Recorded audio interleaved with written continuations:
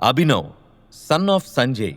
అసలైన టైగర్ అభినవ్ అని నమ్మాలంటే తనతో ఫైట్ చేసి గెలవమని సవాల్ విసురుతాడు బల్కంపేట్ బాలరాజ్.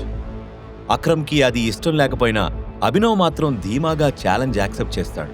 ఆ క్షణం అభినవ్ని చూశాక అక్రమ్కి నిజంగానే వేటకి సిద్ధమైన పులిని చూసినట్టుగా అనిపించింది. కానీ ఎందుకో అతను కొంచెం కంగారు పడుతూ ఉన్నాడు. అందుకే, ఈ ఛాలెంజ్ ఫైటింగ్ అవసరం లేదు టైగర్, నువ్వేంటో నాకు బాగా తెలుసు, మళ్ళీ నిరూపించుకోవాల్సిన అవసరం లేదు, నేను బాలరాజ్తో మాట్లాడతాను అంటూ వారించాడు. నా గురించి బాలరాజ్ మాట్లాడినట్టు రేపు ఇంకెవరైనా మాట్లాడొచ్చు. ప్రతిసారి మనం సమాధానం ఇస్తూ కూర్చోలేం. అందుకే బాలరాజ్ని ఓడించి ఆ గెలుపే ప్రపంచానికి నన్ను పరిచయం చేసేలా చేస్తాను. మీరేం కంగారు పడకండి. నా పేరు అభినవ్, సన్ ఆఫ్ సంజయ్ ఘట్టమనేని అని కాన్ఫిడెంట్గా చెప్పాడు. అభినవ్ కాన్ఫిడెన్స్, మొండితనం చూసిన అక్రమ్కి సంజయ్ గుర్తొచ్చాడు. అప్పటికే రింగులో రెడీగా ఉన్న బాలరాజ్, ఇంకోసారి ఆలోచించుకో డూప్లికేట్ టైగర్, ఈ బరిలో నేనెప్పుడు ఓడిపోలేదు, పంతానికి పోయి ప్రాణాల పైకి తెచ్చుకోకు అని అభినవ్ని హెచ్చరించాడు. అభినవ్ ఎడమ చేత్తో జుట్టుని వెనక్కి తోసుకుంటూ, ఈ బరిలో నువ్వెంతో మందిని ఓడించుండొచ్చు గానీ సంజయ్ ఘట్టమనేని కొడుకు, ఐ మీన్ ది రియల్ టైగర్ని మాత్రం ఎప్పుడూ ఫేస్ చేయలేదు కదా, ఎవరి బలమెంతో మరికొంచెం సేపట్లో నీకే తెలుస్తుంది అని పొగరుగా అన్నాడు. ఆ మాటలు విన్న అక్రమ్కి చప్పట్లు కొట్టాలనిపించినా కంట్రోల్ చేసుకున్నాడు. బలరాజ్ నవ్వుతూ అక్రమ్ వైపు చూసి, అక్రమ్ బాయ్, ఎవరి మీద పందెం కడతావు అని రెచ్చగొట్టాడు. సిల్లీ క్వశ్చన్ బాలరాజ్, రింగులో టైగర్ ఉన్నప్పుడు నా చూపు అతని మీదనే ఉంటుంది, తనే నా రేసు గుర్రం అని సమాధానమిచ్చాడు అక్రమ్. నీ రేసు గుర్రాన్ని కొంచెం సేపట్లో ఈ సిటీ నుంచి బయటికి తరిమి కొట్టేయబోతున్నాను అక్రమ్ బాయ్ అని ఎగతాళి చేసిన బాలరాజ్ అభినవ్ వైపు తిరిగి, కమాన్, వచ్చి నీ దమ్మెంతుందో చూపించు అని ఇంకాస్త రెచ్చగొట్టాడు. అభినవ్ కూల్గా రింగ్లోకి ఎంటర్ అవగానే అభినవ్ మీదకి దూకాడు బాలరాజ్. ఇద్దరి మధ్య ఫైట్ స్టార్ట్ అయింది. బాలరాజులో చాలా పవర్ ఉందని అభినవ్కి ఇట్టే అర్థమైంది. ఆ మరుక్షణమే బాలరాజ్ పిడికిలి చాలా ఫాస్ట్గా అభినవ్ మొహం మీదకొచ్చింది.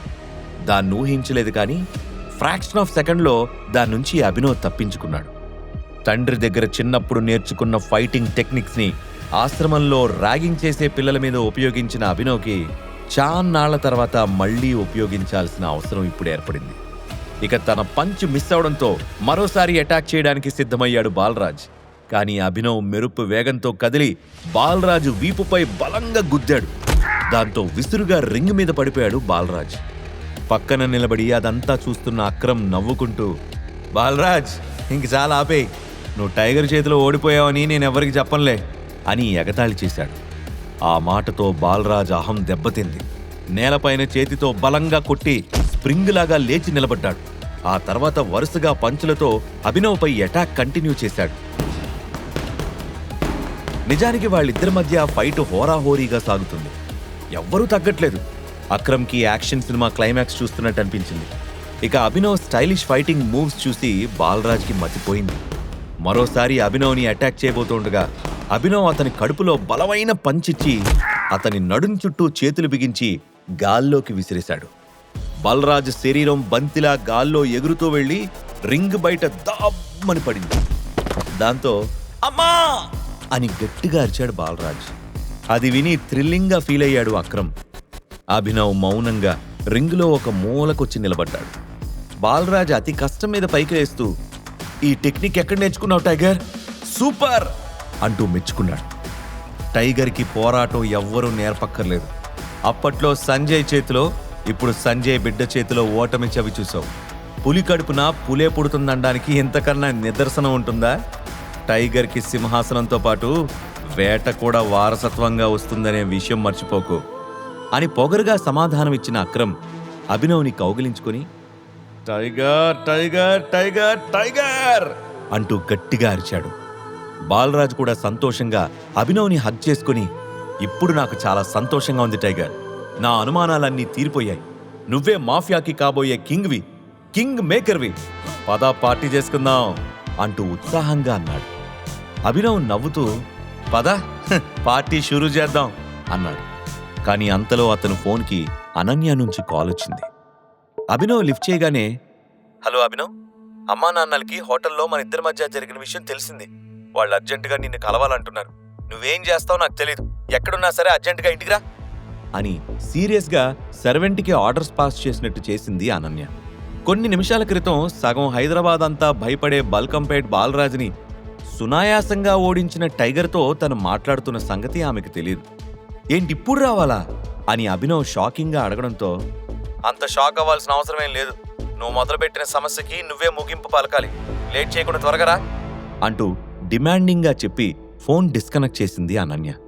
అభినవ్ మొహంలో మారిన ఎక్స్ప్రెషన్స్ని గమనించిన అక్రమ్, ఏమైంది టైగర్, ఈజ్ ఎవ్రీథింగ్ ఓకే అని అడిగాడు. ఎస్, ఆల్ గుడ్ అని సమాధానమిచ్చి బాలరాజ్ వైపు తిరిగి, ఐఎమ్ సో సారీ, నేను మా అత్తమామలు కలవడానికి వెంటనే వెళ్ళాలి అని చెప్పాడు అభినవ్. ఏంటి టైగర్, నీకు పెళ్ళైపోయిందా అని బాలరాజు షాకింగ్గా అడగడంతో, అదో పెద్ద కథలే, మళ్ళీ కలిసినప్పుడు చెప్తాను అని బదులిచ్చాడు అభినవ్. అక్రమ్, మనం మనోజ్కి ఫోన్ చేసి టైగర్ తిరిగొచ్చాడన్న విషయం చెప్పేద్దాం అని హుషారుగా అన్నాడు బాలరాజ్. నో, అప్పుడే కాదు. టైగర్ బతికే ఉన్నాడని తెలిస్తే అది అతని ప్రాణానికే ప్రమాదం. మనం సెటిల్ చేయాల్సిన కొన్ని లెక్కలు అలాగే ఉన్నాయి. వాటిని చెక్కబెట్టేంత వరకు టైగర్ తిరిగొచ్చిన సంగతి గురించి మనకి తప్ప ఇంకెవ్వరికీ తెలియకూడదు బాలరాజ్. ప్రస్తుతానికి మనోజ్ ఏం చేద్దాం అనుకుంటున్నాడో అదే చేయనిద్దాం అని హెచ్చరించాడు అక్రమ్. దానికి సరే అని తలూపాడు బాలరాజ్. అభినవ్ వాళ్ళిద్దరికీ బాయ్ చెప్పి, నేను బయలుదేరుతున్నాను అన్నట్టు చెప్పడం మర్చిపోయాను, నాకు కొత్త జాబ్ కావాలి అని అక్రమ్కి గుర్తు చేశాడు. ఇంతే కదా, చిటికలో పని. నువ్వు దాని గురించి వరి అవ్వాల్సిన అవసరం లేదు టైగర్ బేటా.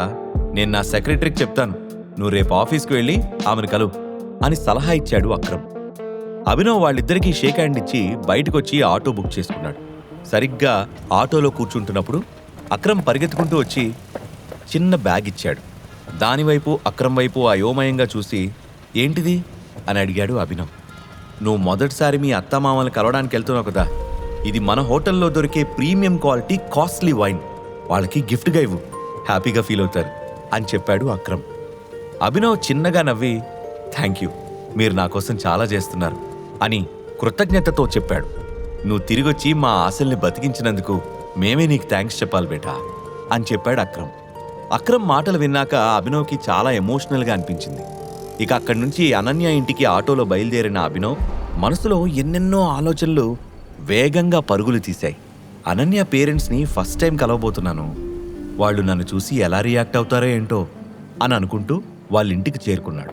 ఈ ప్రశ్నలకు సమాధానాలు తెలుసుకోవాలంటే నెక్స్ట్ ఎపిసోడ్ వినాల్సిందే. క్రింద ఇచ్చిన లింక్ ని క్లిక్ చేసి పాకెట్ ఎఫ్ఎం యాప్ ని ఇన్స్టాల్ చేసుకోండి. Stay tuned to Pocket FM.